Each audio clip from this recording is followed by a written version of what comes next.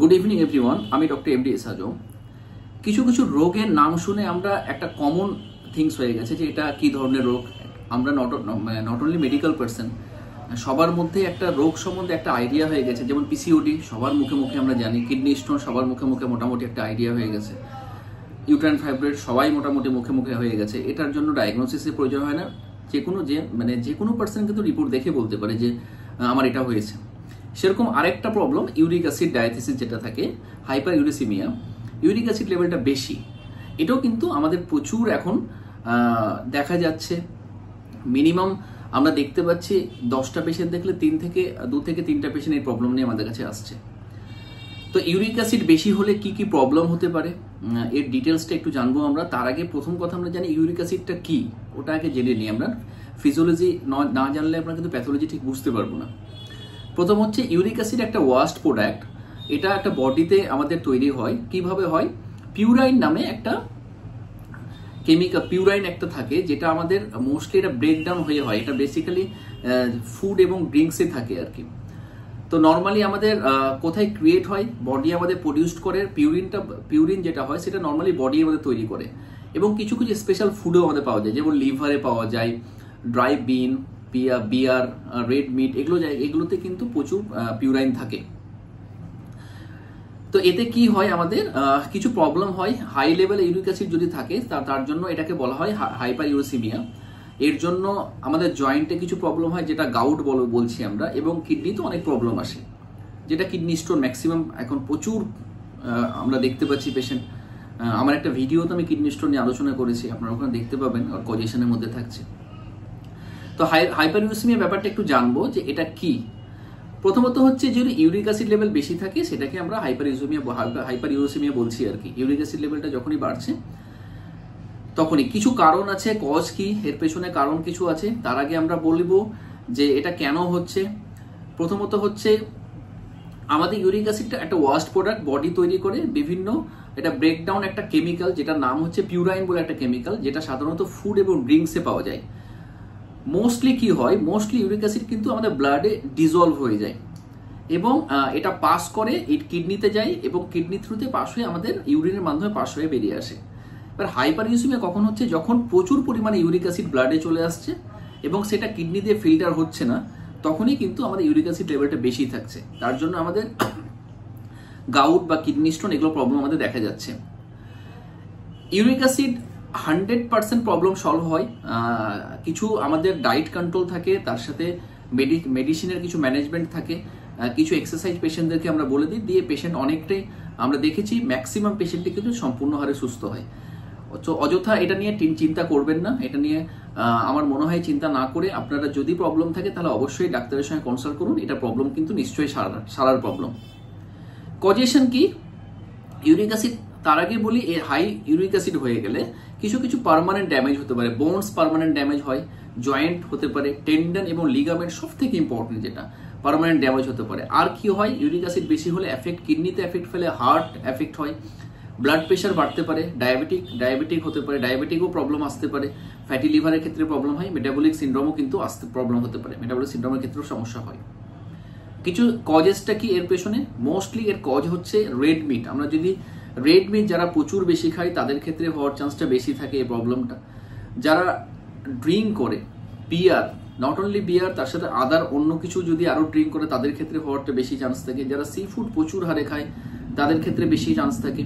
প্রচুর cold drinks যারা খায়, আমরা যা বাজারে দেখতে পাচ্ছি কোল্ড ড্রিঙ্কস, এই থামস আপ, কোকাকোলা, স্প্রাইট যাই খাই না কেন, প্রচুর হারে কিন্তু এটা প্রচুর ক্ষতিকারক, আমাদের ইউরিক অ্যাসিড বাড়ানোর জন্য প্রচুর দায়ী এটা। তো এই কিছু কজেশন আমাদের থাকে যেটা ইউরিক অ্যাসিড বাড়ানোর জন্য প্রচুর দায়ী থাকে। সিমটম আমাদের কি কি আছে? স্পেশালি কিছু সিমটম আমাদের আছে ইউরিক অ্যাসিড যদি, স্পেশালি যদি গাউট থাকে, যদি দেখা যায় যে জয়েন্টে, ছোট ছোট জয়েন্টে সাধারণত গাউটটা হয়, ছোট ছোট জয়েন্টে ইনফ্লেম করে।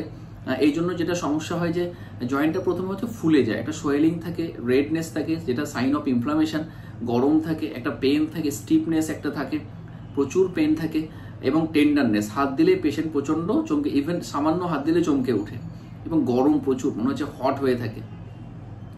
তার সাথে অ্যাসোসিয়েটেড কিছু সমস্যা থাকে, ফিভার থাকতে পারে, একটা চিলিনেস ভাব থাকতে পারে, নসিয়া, ভমিটিং থাকতে পারে, তার সাথে একটা লো ব্যাক পেন কিংবা লোয়ার অ্যাবডোমেন একটা পেন থাকতে পারে, in the reason kidney reason একটা থাকতে পারে যদি কিডনির প্রবলেম থাকে।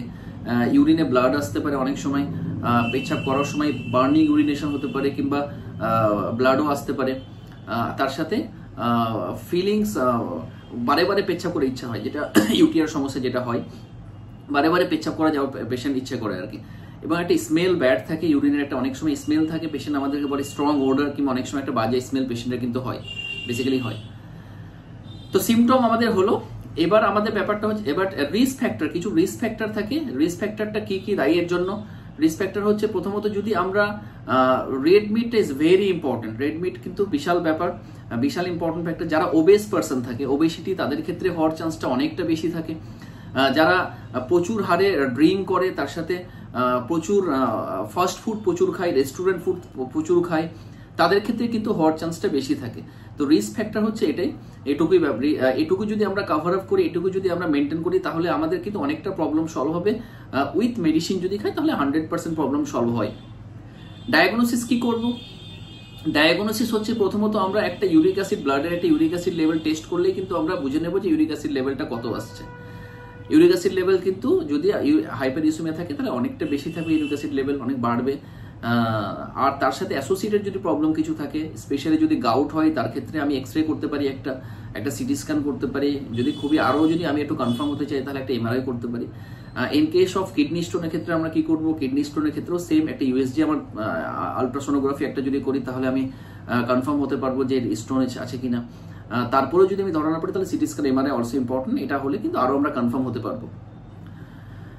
Treatment is very important. According to homeopathy প্রচুর ড্রাগ আছে। ইউরিক অ্যাসিড স্পেসিফিক বলে কোন ড্রাগ আমাদের, মানে এরকম কোন ড্রাগ, একটা আমাদের নোসোর্স ইউরিক অ্যাসিড একটা বেরিয়েছে, ইউরিক অ্যাসিড নামেই একটা ওষুধ আমাদের আছে। তা বলে এটা নয় যে এই ওষুধই কাজ করবে। তার সাথে আরো প্রচুর মেডিসিন আমাদের আছে। ইউরিক অ্যাসিড ডায়াথেসিসের জন্য প্রচুর হিউজ পরিমাণ মেডিসিন আছে আমাদের। কিডনি স্টোন তো ওষুধ মানে হোমিওপ্যাথি মেডিসিন আছে। গাউটের জন্য এক্সেলেন্ট ড্রাগ আছে।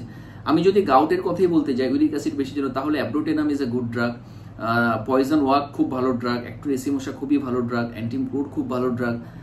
তার সাথে ক্যালকুলেটার ফ্লোর এক্সেলেন্ট ড্রাগ, রুটা খুব ভালো ড্রাগ, খুব ভালো মেডিসিন। এগুলো আমরা দেখেছি। Ledum pal excellent drug, ledum পালও খুব ভালো কাজ করে। Kalmia latifolia, kalmia is excellent medicine. Acid benzoic excellent medicine.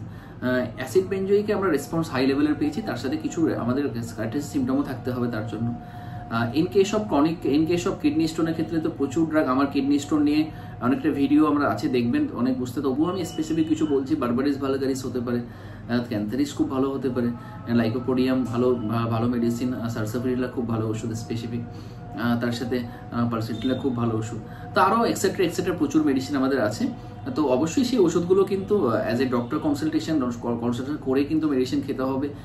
আমরা বলছি বলে ইউটিউবে যে আমি বলছি বলে যে আপনারা খাবেন, প্লিজ এটা করবেন না। এটা আমি আমার এক্সপিরিয়েন্স থেকে শেয়ার করছি, আপনারা নিশ্চয়ই বুঝতে পারবেন। এইটুকুই বলার জন্য, যেহেতু একটা টপিকস নিয়ে বলছি, আমাকে ট্রিটমেন্ট বলতে হবে, তার জন্য আমি মেডিসিনের নামগুলো আমি বলছি।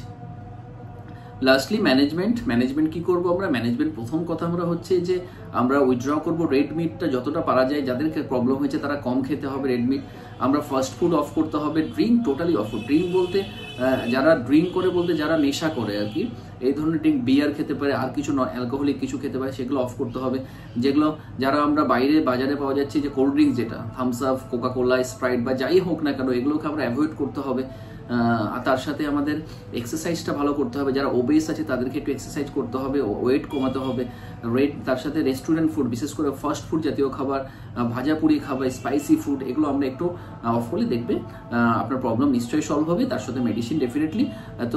তো অতএব একটা জিনিস শুধু বলবো যে দয়া করে ইউরিক অ্যাসিড বেশি হলে এটা নিয়ে চিন্তা করবেন না। আপনারা নিশ্চয়ই কনসাল্ট করুন কোনো একটা ভালো ডাক্তার, যে কোনো ডাক্তারের সঙ্গে কনসাল্ট করতে হবে। Modern medicine, specially Ayurvedic, homeopathy, আমি একজন হোমিওপ্যাথি ডাক্তার হিসেবে বলবো খুবই ভালো ওষুধ আছে, বা অন্যান্য প্যাথির সম্বন্ধে আমার আইডিয়া নেই। তো লাস্টলি এটুকুই বলছি যে আপনারা চিন্তা করবেন না, সবাই মিলে ভালো থাকুন, হেলদি ফুড খান, হেলদি লাইফস্টাইল লিড করুন, কোল্ড ড্রিঙ্কসকে অ্যাভয়েড করুন। এটুকুই। আপাতত সবাই ভালো থাকুন। আবার নেক্সট একটা ভালো ভিডিও কিছু একটা নিয়ে আসবো। তো আপাতত সবাইকে গুড নাইট।